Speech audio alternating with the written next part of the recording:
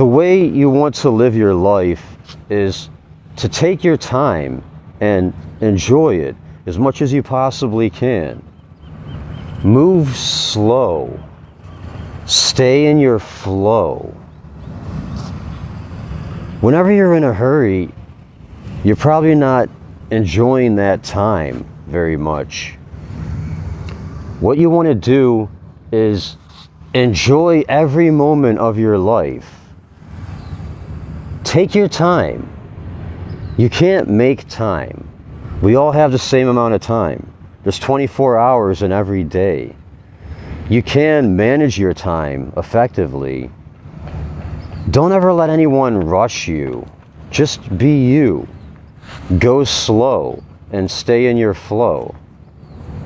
Manage your time effectively, making appointments with people, and plan to get there 15 minutes early, because you always want to be on time. Don't make people wait. Be great. Build their trust in you by doing what you say you're going to do. Enjoy your life as much as you can. In every moment, stick to your plan. Sometimes when you're in a good flow, you find yourself moving quickly, getting a bunch of things done at once, very efficiently and effectively, and enjoying it the whole time. And then you get tested. Something doesn't go the way you wanted it to. And since the adrenaline is now pumping through you, you could easily get your patience tested. When this happens, slow down. Take a deep breath. Hold it in with a smile. And thank your source with a capital S for helping you improve your patience while coming back to peace and joy. And then when you pass the test, you'll see that whatever you're trying to do is now done easily and you're back in your flow.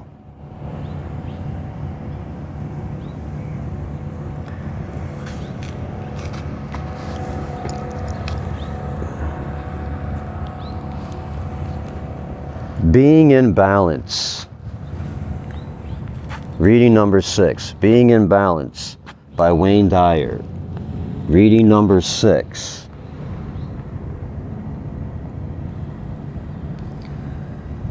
Chapter 7.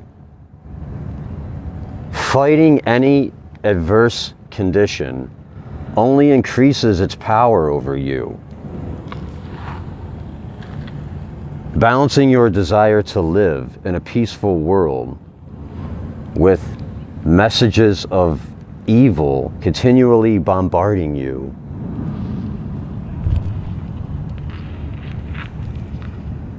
Here's a quote from Confucius.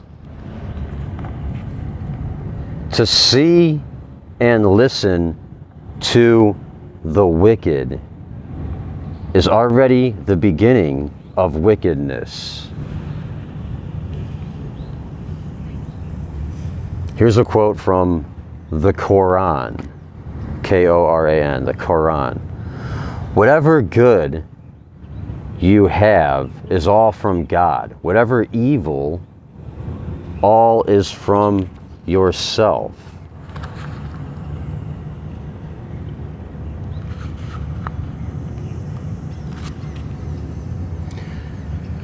They got red grass at the bottom of these pages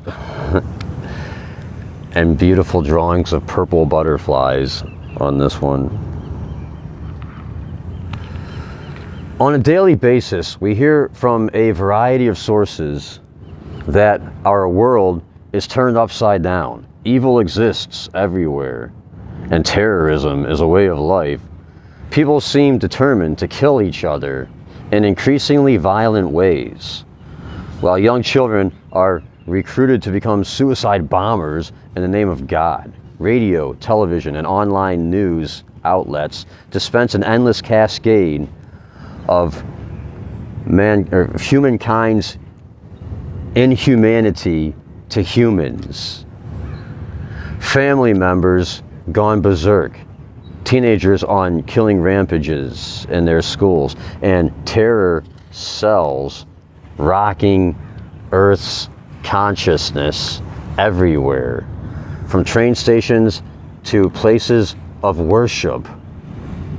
I could go on describing the ways in which we're continually bombarded by the media, but I'm gonna stop because I'd be violating the central premise of this chapter. The point I'm making here is that we, italicized, seem to live in a totally out of balance world where our desires for feeling peaceful are challenged by the myriad of non-peaceful energies that are considered newsworthy.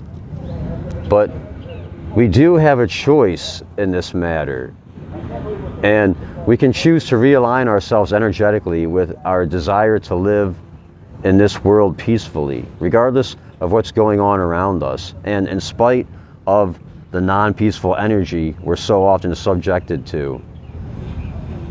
We can begin by deciding to maintain a tranquil existence within ourselves, even when others promote fear, anger, and hatred about this violent planet.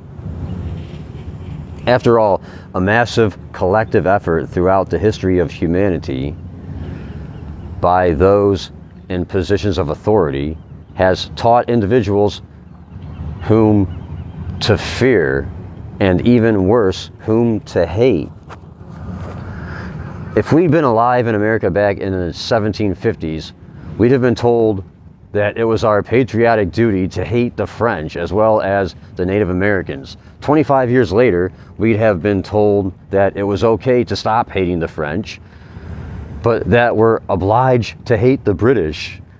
Now fast forward to 87 years, and if we lived in the South, we'd be told to hate those in the North, and Northerners likewise were required to hate Southerners, even if they were related by blood. And by the way, it was no longer a requirement that we hate the British. Now move ahead 34 years, and it wasn't necessary to hate the Spanish. Plus, it was acceptable once again to love those who lived in a different latitude in our own country. 20 years later, it was fine to love the Spanish, but compulsory to hate the Germans. And in just a few decades, the Japanese would be added to our required hate list. Then it became all right to stop hating the Germans and Japanese, but we had to hate communists, be they in North Korea or North Vietnam several years later. In other words, there's always been a collection of people being added to or deleted from the hate inventory. For a long time, we were required to hate Russians, then Iranians. We could love the Iraqis, but only for a short time. Then we reserved those on the hate list. We were obliged to hate the formerly loved Iraqis, and it was okay to love the Iranians that only 10 years before we were told to hate. Then came the Taliban, and even more obscure categories such as terrorists, whom we used to be required to love, and insurgents, whoever they are now, became mandatory targets of our hate. On and on goes this litany of hate. The faces change, but the message remains.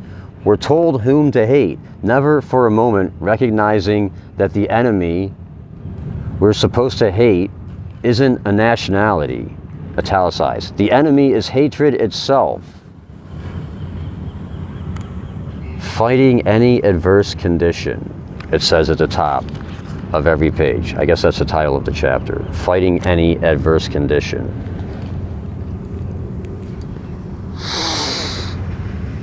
New heading, removing yourself from all hate lists. And red font, capitalized, with purple butterflies. More drawings of beautiful purple butterflies. Arthur Egendorf, writing in italicized, Healing from the War, title of the book, I guess, offers this advice that's pertinent to our efforts to rebalance our life and to live peacefully. Insert. Only together will we create a culture that supersedes the cycles of battle and retreat, not through our fear of war, but through mastering a superior way to live. The seed of this culture is the determination within individuals and then small groups and communities to devote our lives to the greatest vision of all time, not to wait for a savior one day to deliver us, not to wait for a government to pass truly just laws, not to wait for a revolution to right the wrongs of a cruel world, and not to mount a crusade to overpower some distant source of evil beyond ourselves. Each of us singly and with all the others is answerable for creating joy through the way our lives unfold, here and now. And once this purpose becomes primary, we can turn to the endless job of bringing well-being to others, justice and integrity to our government, and instituting constructive programs for change here and elsewhere. When inspired in this way, we don't have to wait for the final outcome before we're nourished. There is no finer way to live or die. End quote.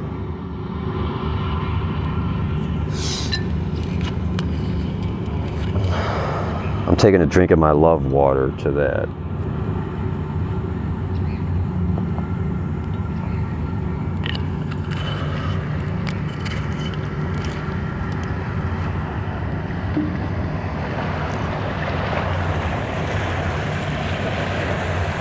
The words that speak loudest to me in this sagacious observation are, quote, each of us singly and with all the others is answerable for creating joy through the way our lives unfold, here and now, end quote. I suggest that the number one thing you can do singly to create joy is remove hate from your inner consciousness. This may be surprising, but please let it sink in. Those who hate war are just as responsible for the presence of war as those who hate their assigned enemies and fight to kill them.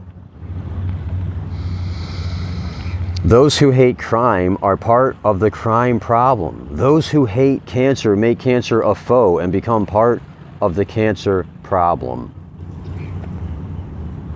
Like everything else in this book, the secret to rebalancing life is not necessarily to change your behavior as much as it is to realign yourself to, italicize, create a culture that supersedes the cycles of battle and retreat. Create a culture that supersedes the cycles of battle and retreat.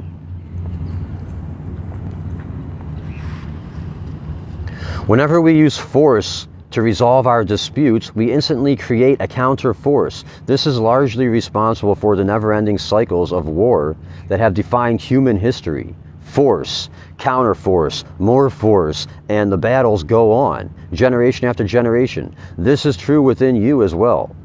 A thought of hate creates a thought of revenge, and then more hateful thoughts in response. And the real problem is that these thoughts of hatred and revenge begin to define your existence. They become your point of attraction. This page is red with white words on it. The font is white on a red page here. Your initial desire to live peacefully in a world that the media reports has gone berserk is a spiritually balanced desire. In order to materialize your desire, you must extend thoughts that match the energy of that desire. Thoughts of hate will not blossom into your desired peacefulness. And the reason has been repeated throughout this book, italicized. You attract more and more of that which you desire to eradicate. you attract more and more of that which you desire to eradicate, breaking the cycle. You can detach yourself from thoughts of hatred, despite the news, from a media driven by a profit mentality. The more you buy into hatred, the more those who sell the messages benefit. But you can decide that you'll be an instrument of joy.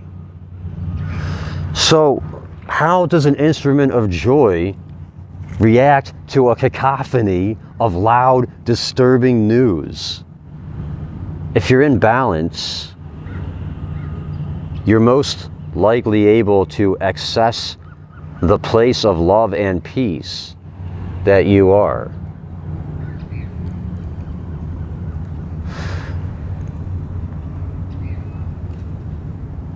That's the key right there. If you're in balance, you're most likely able to access the place of love and peace that you are. Access the place of love and peace that you are. Access the place of love and peace that you are.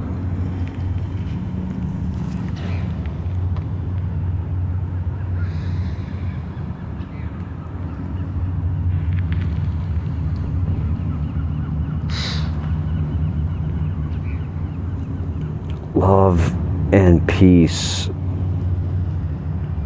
Holding your thumbs to your index fingers and your ring fingers, feel the energy of love and peace.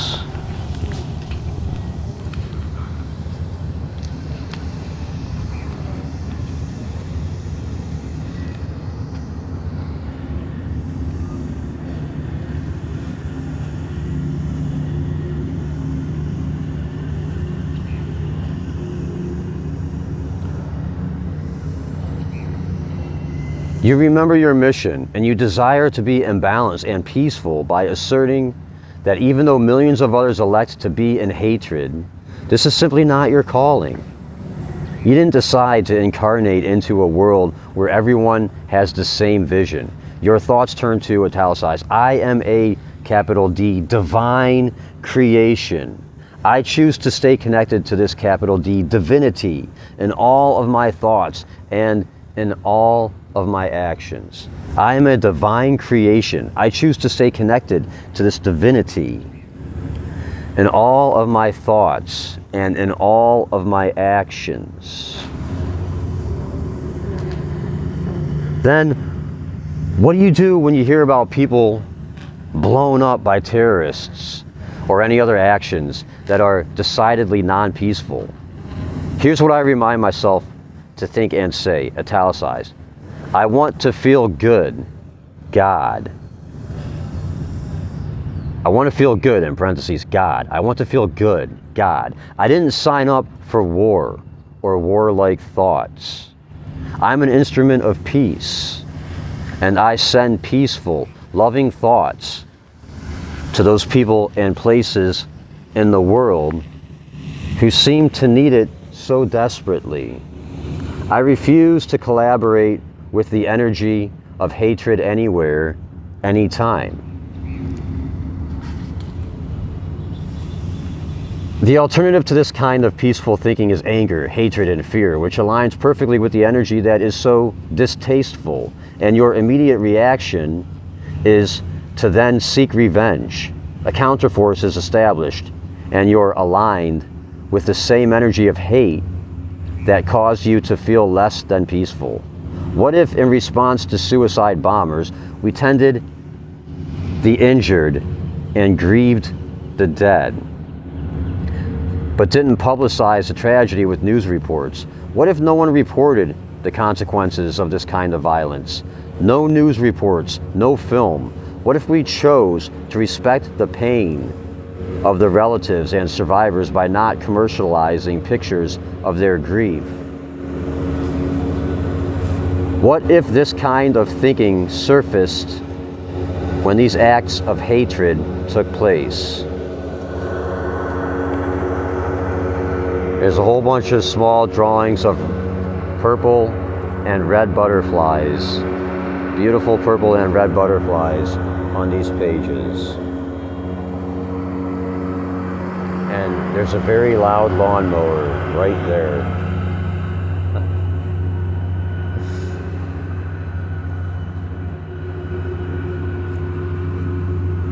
Cutting the grass. Thank you for helping to make our world beautiful.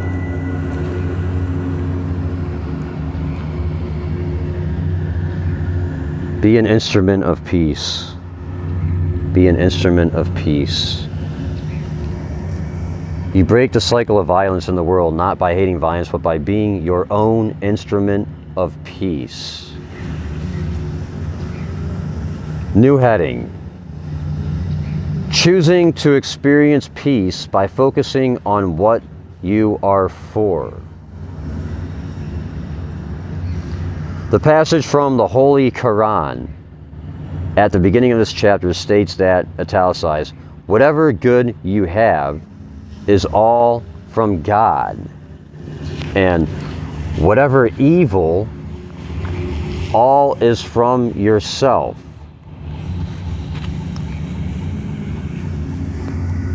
Having accessed your higher energy, you can process the out of balance events that humans create from a perspective of God realization.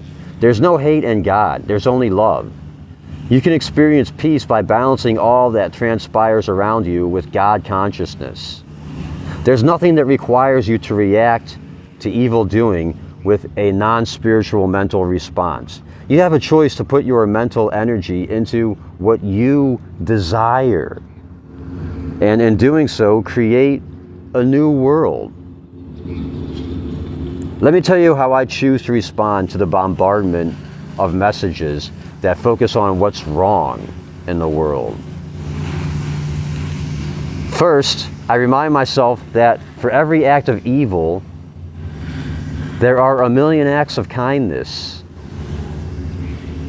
I choose to believe that people are essentially good, and that by staying in this belief system, I help bring more of this consciousness to fruition. There's bluegrass at the bottom of this page, a big blue butterfly, a big beautiful blue butterfly in the middle,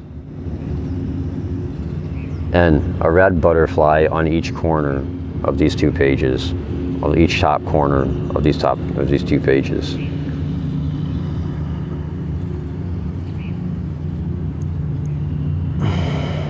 Wayne Dyer says, I choose to believe that people are essentially good,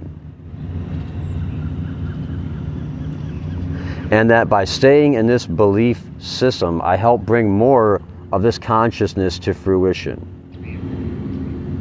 When enough of us take on this holy notion that whatever good we have is all from God, we'll learn to live collectively in this peaceful awareness, or whatever you want to call God, all right?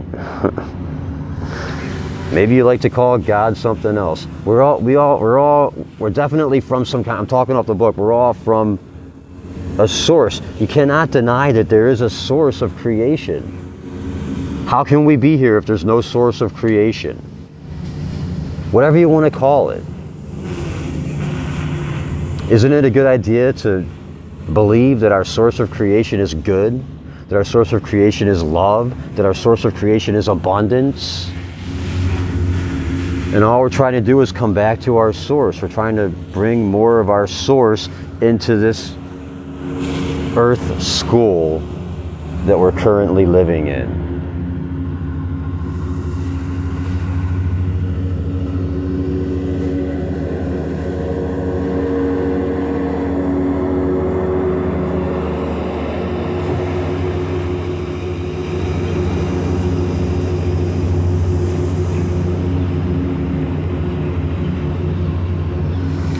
Back to the book. Second, I know for certain that no amount of hatred in my heart will ever bring about peace. Hatred will only contribute more to the presence of those human-made destructive energies. So I choose to place my attention on what I am for and on my feeling italicized good or feeling italicized God. I support peace, not war. As Albert Einstein once remarked, quote, "I am not only a pacifist, but a militant pacifist, ... Nothing will end war unless the people themselves refuse to go to war," end quote.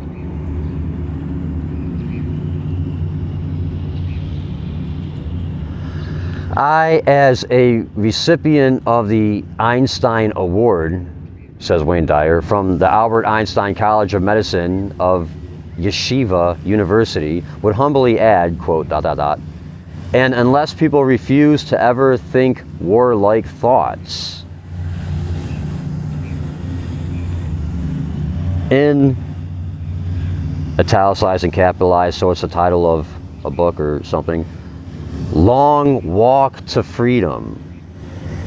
Nelson Mandela wrote, in Long Walk to Freedom, Nelson Mandela wrote, quote, "To make peace with an enemy, one must work with that enemy, and that enemy becomes one's partner," end quote. I know that we are all partners with each other as children of God. This is how I think. And when I see footage of a world that's in disarray, because many have forgotten this, I still choose to feel God's presence in me and know that we'll ultimately learn to live this way collectively. And it begins with each of us refusing to be instruments of non-peace in all of our thoughts and consequently all of our behaviors. I'm going to talk off the book here in response to the loud lawnmowers and the guy with the weed whacker right like 100 feet away from me. And I'm going to say what we want to do is tune out the noise.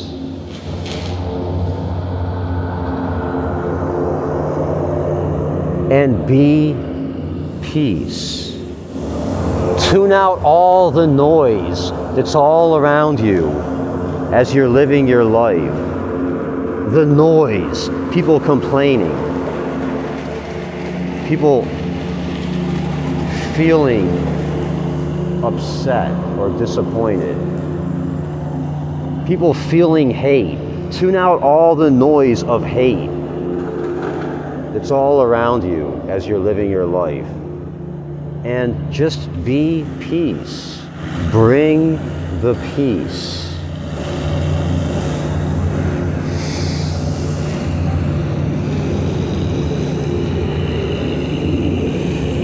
Somebody once said, I remember reading or hearing or seeing or whatever it was, someone say that you've mastered meditation when you can meditate on the side of a noisy highway. Huh.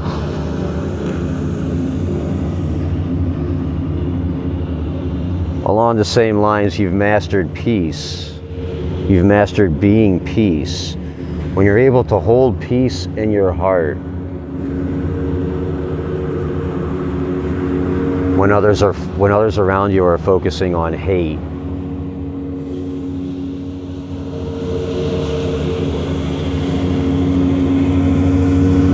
and you're able to continue to be peace, be love, be what we came from. Be peace, be love, be the source that we came from.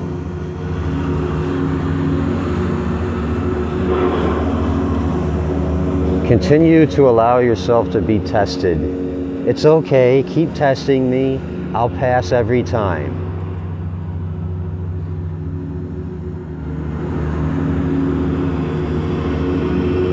No, I won't pass every time because I'm human. All humans make mistakes. Nobody's perfect.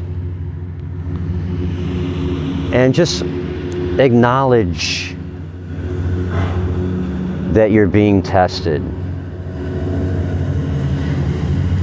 And be thankful for this opportunity to become a little bit better in this moment. To become a little bit more connected to the essence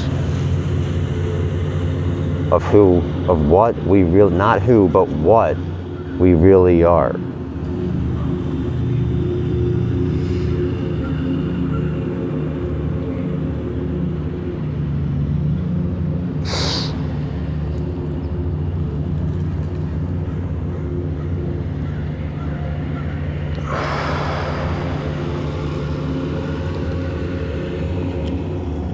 Back to the book.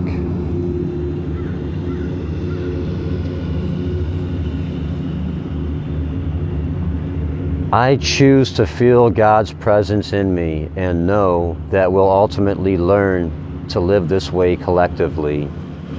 It begins with each of us refusing to be instruments of non-peace in all of our thoughts and consequently all of our behaviors.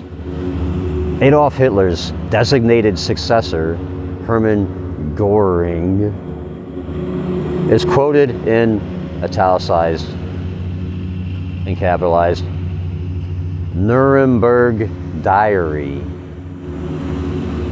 as saying, insert, why, of course, the people don't want war, but after all,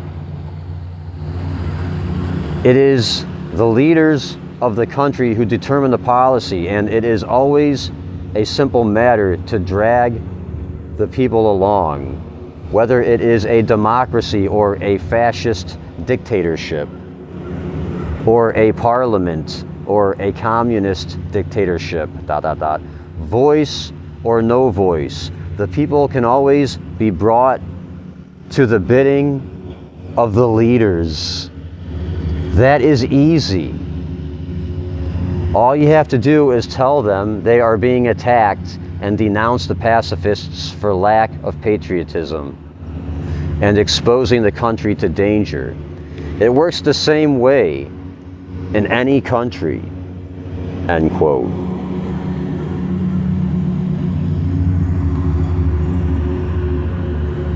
Wayne Dyer says, I choose not to be one of those people who are dragged along. I refuse to be brought to the bidding of any leader who attempts to convince me that my beliefs in peace make me unpatriotic. When an unidentified Pentagon official was asked why the U.S. military censored graphic footage of the Gulf War, he responded, quote, if we let people see that kind of thing, there would never again be any war, end quote. Well, that is my goal, to live in a world where warlike thoughts are impossible because we're placing all of our mental energy on what we are for rather than what we hate. Former President Dwight Eisenhower, who was also a commander of the Allies in World War II, once remarked,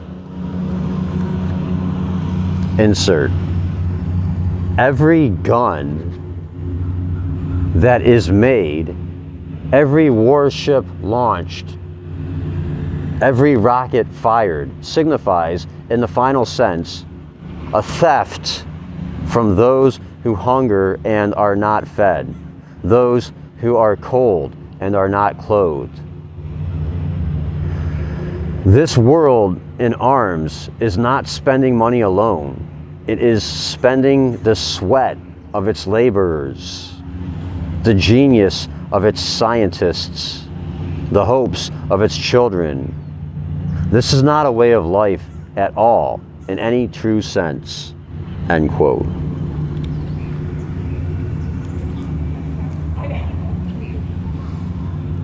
This is a call to get ourselves and our world in balance.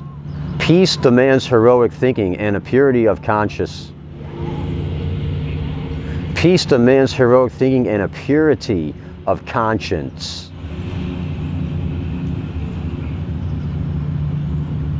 When I remember this, I stay within my personal desire to live in a God-realized life. Third, when I see and hear evil, I remind myself, italicized, I didn't sign up to come here to be a part of hatred. While others obviously have, I'll remember to stay with the inner sense of peace that calls to me, and I'll surround those who behave in evil ways with the same light energy. That's italicized. I'm going to read it again. I didn't sign up to come here to be a part of hatred, while others obviously have. I'll remember to stay with the inner sense of peace that calls to me, and I'll surround those who behave in evil ways with the same light energy.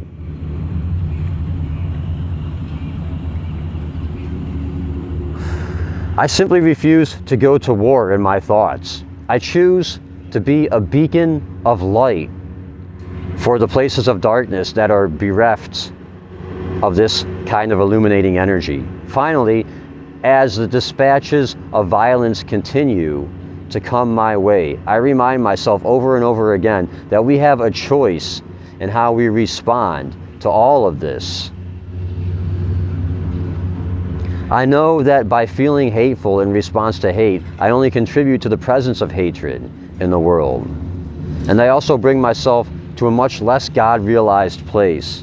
As an ancient Chinese proverb tells us, quote, if you decide to pursue revenge, you'd better dig 2 graves.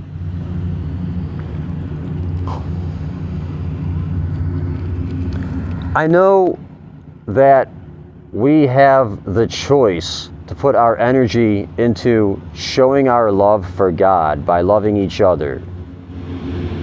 And I know that I have a choice to see what's good about the world rather than what's gone wrong.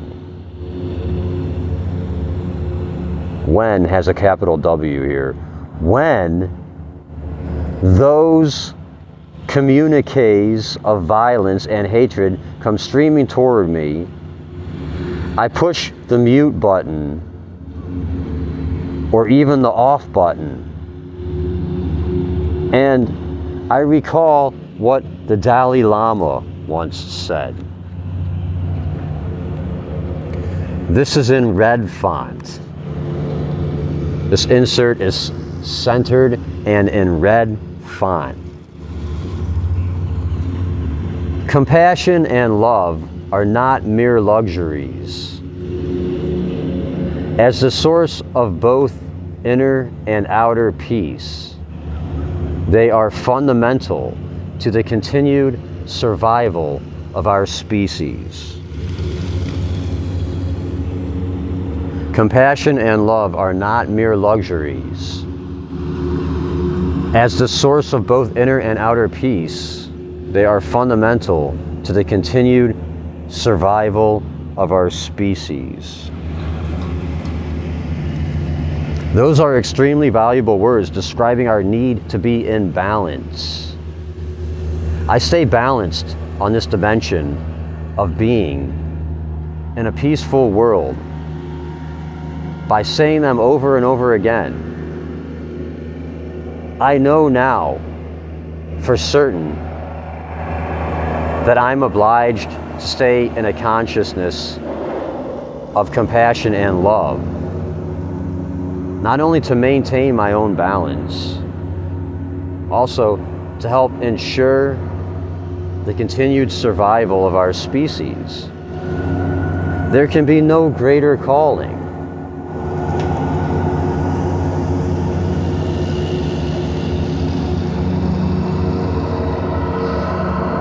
Chapter 8. Love is what's left over when falling in love fades away.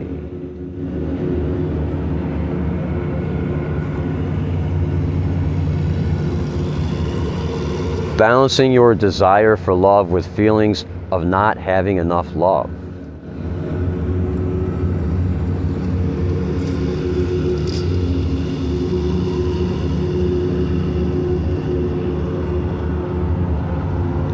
Here's a quote from Rabindranath Tagore. I'm replacing he with one. One who comes to do good knocks at the gate. One who loves finds the gate open. One who comes to do good knocks at the gate. One who loves finds the gate open. Here's a quote from D.H. Lawrence. Those that go searching for love only make manifest their own lovelessness, and the loveless never find love. Only the loving find love. And they never have to seek for it. Those words are in this book in a white font over the top of blue grass with blue butterflies drawn in the blue grass, and a blue sky above that with blue butterflies in a blue sky. You are the blue sky. I learned that phrase in a meditation class I took one time, a long time ago. Like 20 years ago, I took this meditation class called The Art of Living. Here comes a lawnmower right next to me. And on top of that loud lawnmower, just now about 20 feet away from me, I'm reminding you that you are the blue sky.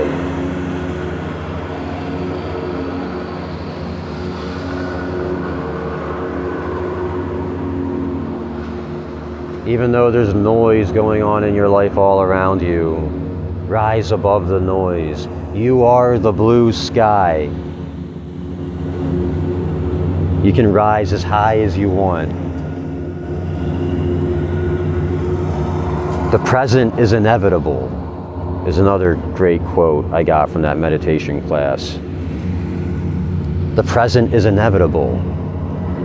Noise will happen in your life. The present is inevitable. You are the blue sky. Rise above the noise. Be peace. Be love.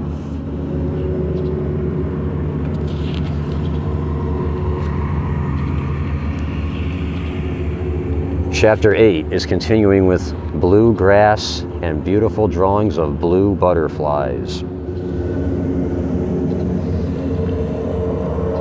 Love is something that we desire, and why not?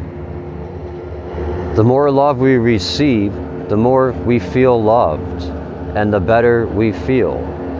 Feeling good, in parentheses, or God, is feeling balanced and in perfect harmony with our capital S source of being. Obviously then, one of our highest and most fervent wishes is to be the recipient of an endless flow of love. So what creates this huge imbalance between what we desire and how we feel? There's irony involved in the correction of this imbalance, and the observation of D.H. Lawrence in the opener spells it out perfectly.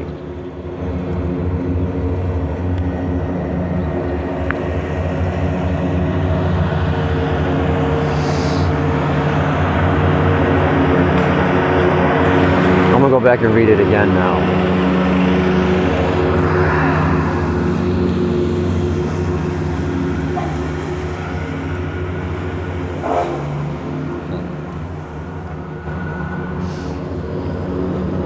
Here it is, one more time.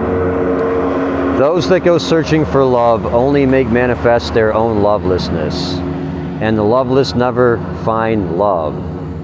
Only the loving find love, and they never have to seek for it.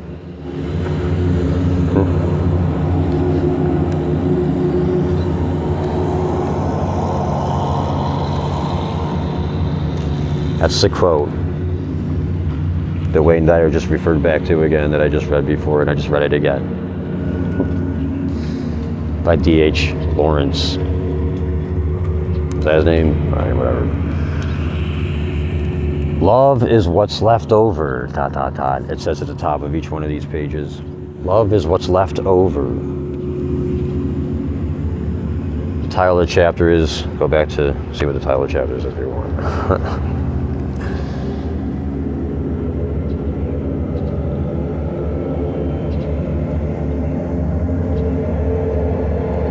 As with all of the major imbalances I've written about in this book, rebalancing always involves an energy realignment that isn't achieved simply by memorizing strategies or by adopting new behaviors.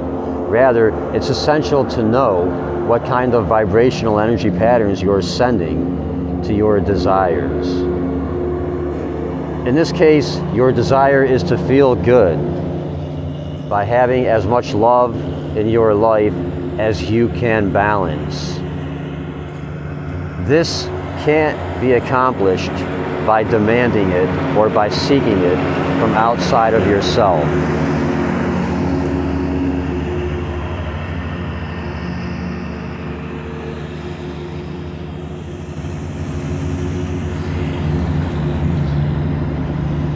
I'm taking some deep breaths here.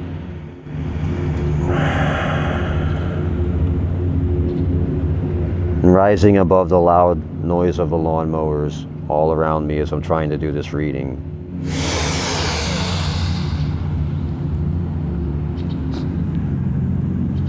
Go ahead and join me in the deep breaths if you like.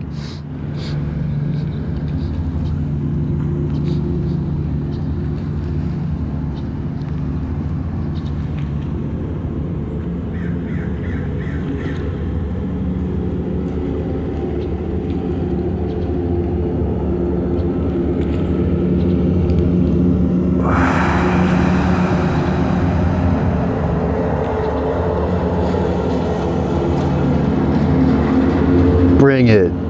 Bring the noise. I am peace. Go ahead, bring the noise. I am peace.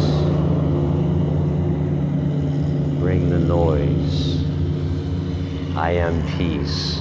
Keep testing me. Go ahead.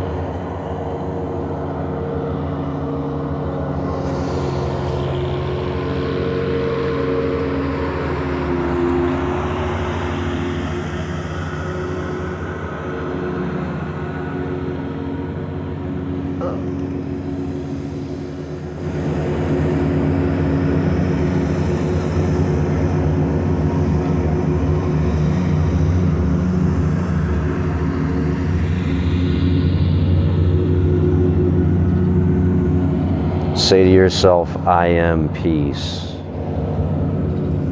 Say to yourself calmly, go ahead, bring the noise.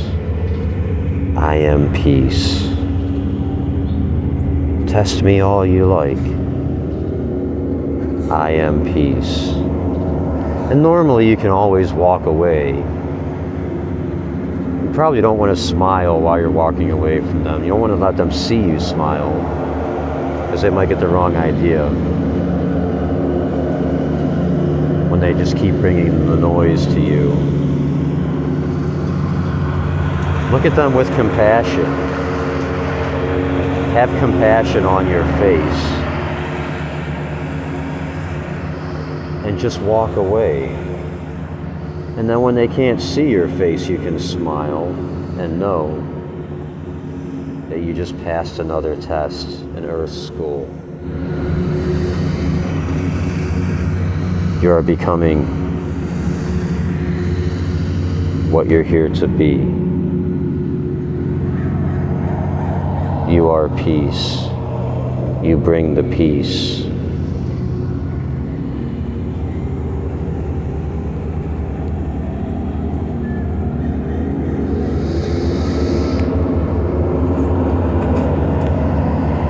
There it is.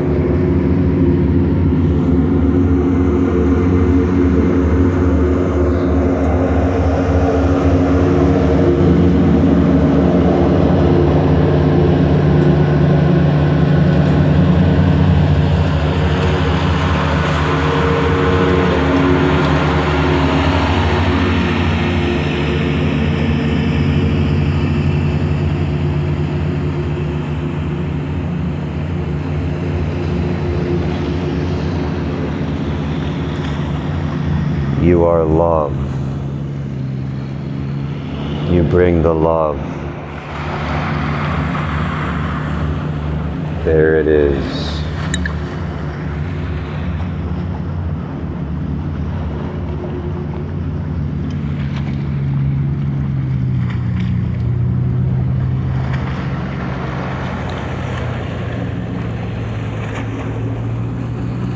Back to the book. The key part of the quotation from Lawrence is, quote, "Only the loving find love. And they never have to seek for it," end quote. Later in this chapter, I'll return to these significant words. However, before looking at ways to implement this concept into your life, I want to explore Lawrence's assertion that, quote, "The loveless never find love," end quote. If there's too little love, does that mean, at least in Lawrence's interpretation, that we're italicized loveless? Let's examine this notion.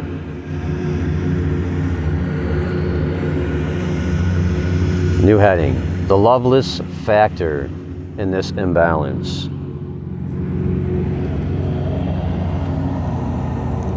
If you're not receiving the love you desire, it seems like a pretty good idea to explore what's creating this state.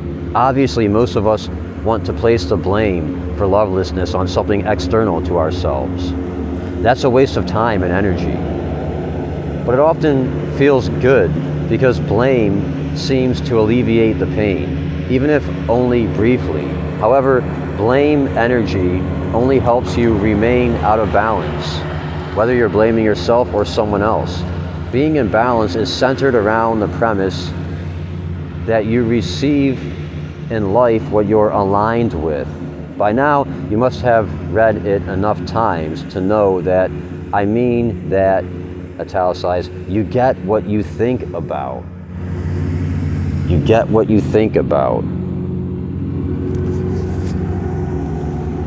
While you may justify your loveless state with thoughts of being unappreciated, or choose to see the world, or choose to see the whole world as an unloving place, the fact remains that you're experiencing the imbalance of not feeling good because you don't have enough love in your life.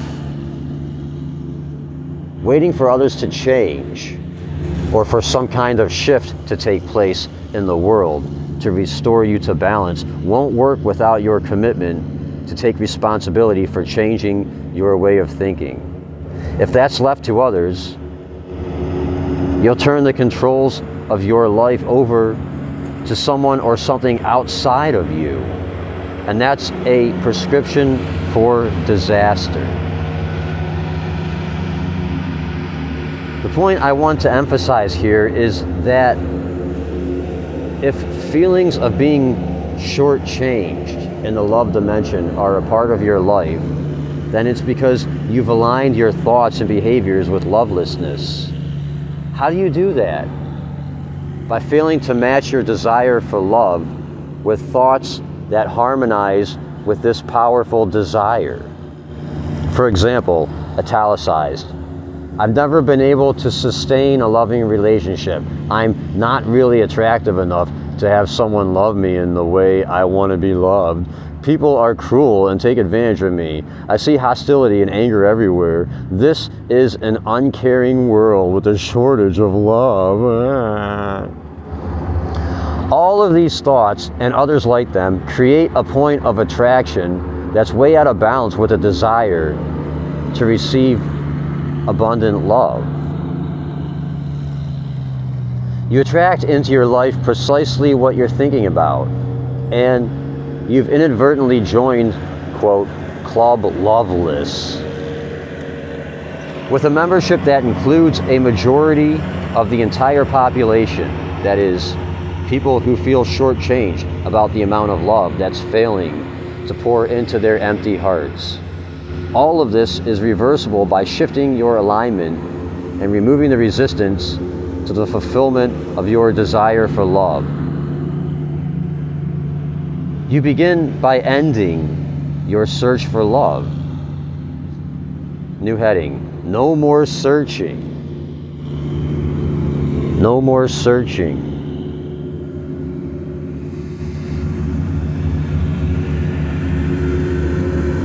So what does the poet mean by, quote, those that go searching for love only make manifest their own lovelessness, unquote? Well, when you seek something, you feel that what you're striving for is missing from your life. This page is in white font over a blue background. If it's love, for example, then what you're really saying is, italicized, I'm experiencing lovelessness, and in my seeking, I hope to fill this void.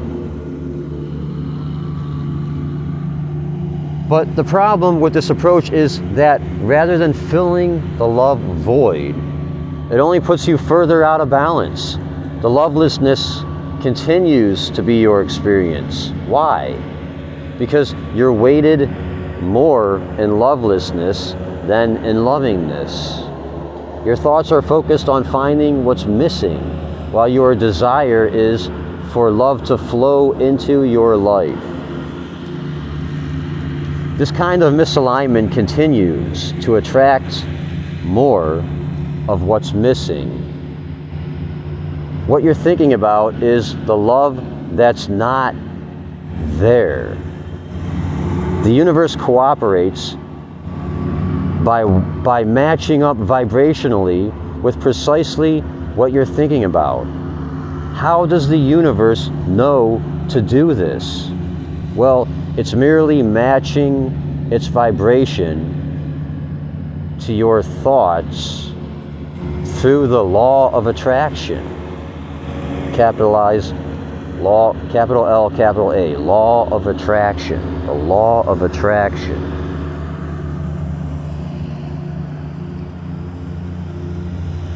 What you want to do is turn off the searchlights and dismiss the search party, and instead replace them with an energy of loving thoughts, an internal knowing about receiving love.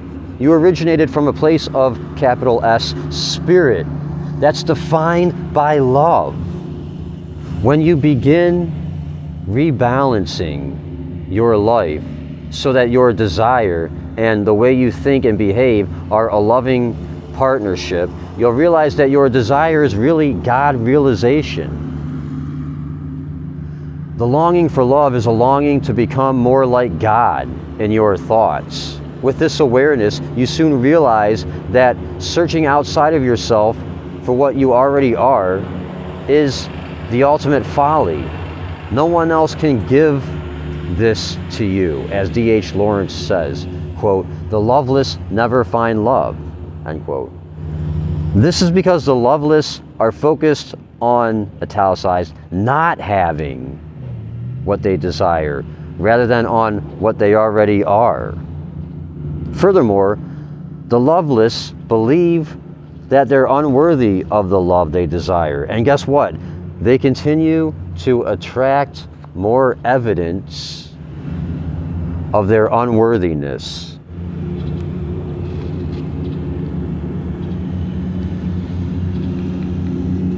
With the searchlights turned off and the one-person search party given a permanent rest, you can turn your attention to balancing the authentic means at your disposal for receiving abundant love. This, then, is the irony summed up perfectly in the poet's conclusion that, quote, only the loving find love, and they never have to seek for it. Becoming love is where I'll begin the next reading on page 152.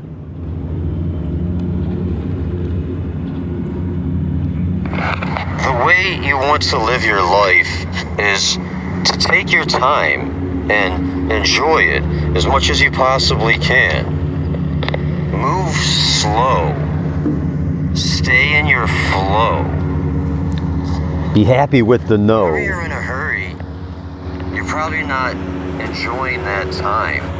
Move slow. Stay in your flow. Be happy with the no. Ready to go.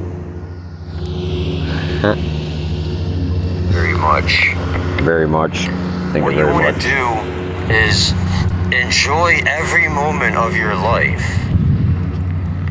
Take your time. You can't make time. We all have the same amount of time. There's 24 hours in every day.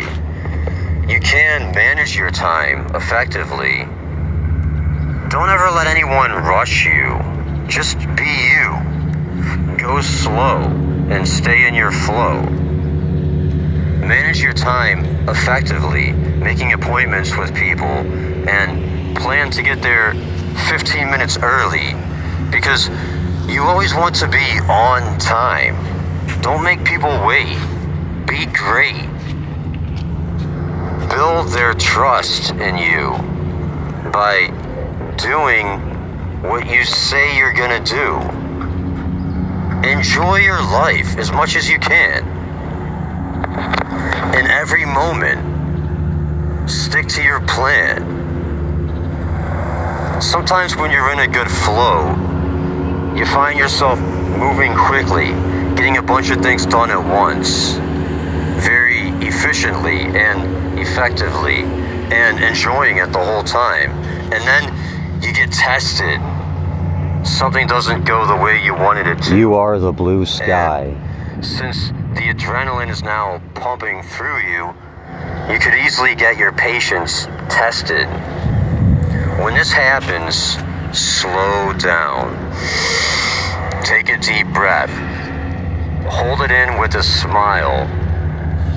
And thank your source with a capital S for helping you improve your patience while coming back to peace and joy. And then when you pass the test, you'll see that whatever you're trying to do is now done easily and you're back in your flow.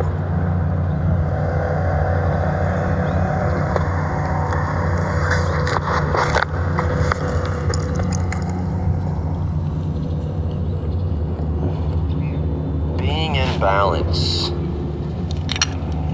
Reading number 6, Being in Balance. You can't by see Wayne it. Dyer. Reading number 6. I put it like, you see, whatever.